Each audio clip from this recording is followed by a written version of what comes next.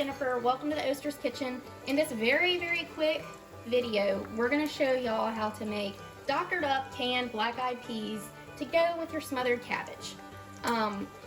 You're just going to start by frying a half a pack of bacon.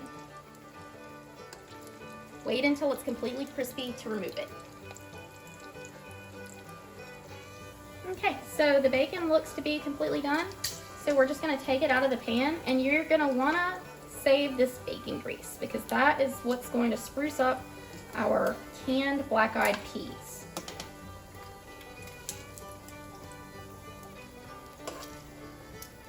Just transfer this to a plate with paper towels to soak up a little bit of that grease. Okay, so we have the reserved bacon grease in your pan, and we have this on medium-low heat. You might need to turn it down just a little bit to low because that bacon grease is very hot. You're going to let this saute in the pan for a few minutes. Okay, our black-eyed peas are still sauteing. What we're going to do is we're going to season them with salt, pepper, and Cajun seasoning. And you're just going to do this to taste. But I think starting with half of a teaspoon of each seasoning is a good start if you need measurements. And these are canned peas that have been seasoned a little bit with, also they say some bacon, but you really want to enhance the flavor with extra bacon because there's not a lot in there. You can't even see it. Okay, so we're just going to stir that.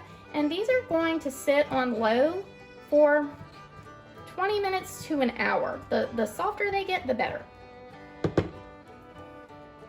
Okay, so once the black-eyed peas start to get a little soft, you can go ahead and start smashing some of them. This creates kind of like a gravy almost to the black-eyed peas, much like if you would have made them homemade.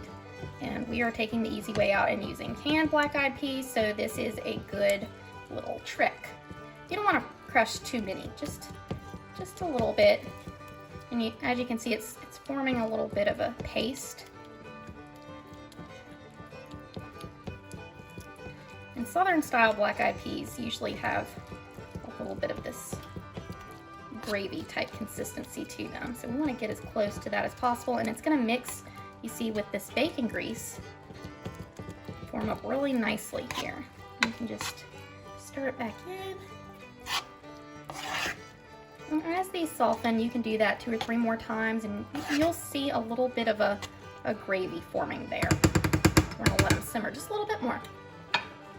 Okay, so if you notice that your black-eyed peas start to get just a little bit dry, you're going to want to add a little bit of water or stock, chicken stock or vegetable stock, whatever you've got, or a little bit of water, just a tiny bit at a time, maybe a tablespoon.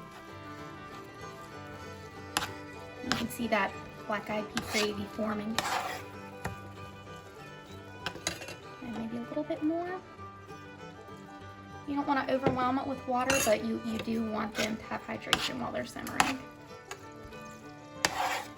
Alright, just keep it on medium-low. Alright, these black-eyed peas are starting to look really good. You can see that there's a little sauce going, so they're on their way to getting done. The next step is going to be chopping up your bacon and putting the bacon back in the pan. Okay, so here we have our bacon. We're just going to quick chop this bacon so we can add it back to the black-eyed peas for flavor. It doesn't have to be perfect.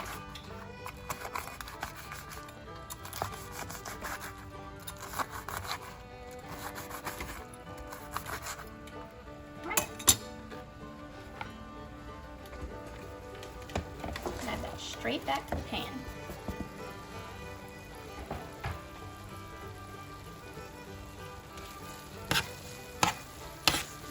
In. Let it simmer for a bit.